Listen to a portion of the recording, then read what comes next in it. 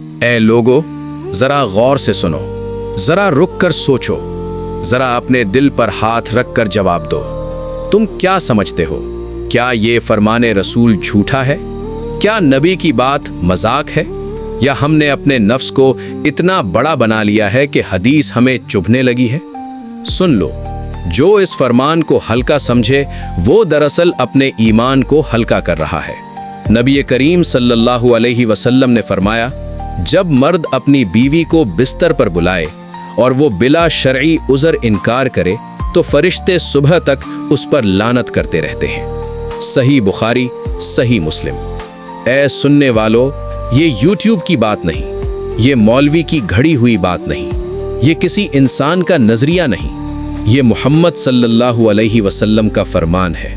ذرا سوچو، فرشتے، وہ مخلوق جو اللہ کے حکم کے سوا کچھ نہیں کرتی، وہ کسی ایک انسان پر لعنت کرے اور ہم کہیں یہ تو عام سی بات ہے۔ اے غافل انسان، ذرا سمجھ، ذرا ہوش میں آ۔ آج ہم کہتے ہیں موڈ نہیں ہے، دل نہیں چاہ رہا، تھکن ہے، لیکن کیا ہم نے کبھی کہا یہ اللہ اور اس کے رسول صلی اللہ علیہ وسلم کا حکم ہے؟ اسلام میں نکاح کھیل نہیں، اسلام میں نکاح فیشن نہیں، اسلام میں نکاح صرف جسم کا رشتہ نہیں، یہ عبادت ہے، یہ ذمہ داری ہے، یہ حق ہے۔ نبی صلی اللہ علیہ وسلم نے فرمایا، تم میں سے ہر شخص ذمہ دار ہے اور ہر ایک سے اس کی ذمہ داری کے بارے میں سوال ہوگا۔ صحیح بخاری۔ سن لو، یہ سوال قبر میں بھی ہوگا، یہ سوال قیامت میں بھی ہوگا۔ آج ہنس کر ٹال دیا، کل رونا پڑے گا۔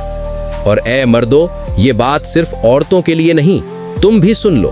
نبی صلی اللہ علیہ وسلم نے فرمایا، تم میں سب سے بہتر وہ ہے جو اپنے گھر والوں کے لیے بہتر ہو۔ ترمذی۔ کیا تم نرمی کرتے ہو؟ کیا تم محبت کرتے ہو یا صرف حق مانگتے ہو؟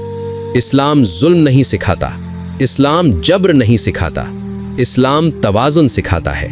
اگر عورت بیمار ہو، تکلیف میں ہو یا واقعی عذر ہو تو اسلام اسے گناہ نہیں کہتا، لیکن بلا وجہ انکار، نفس کی ضد، شوہر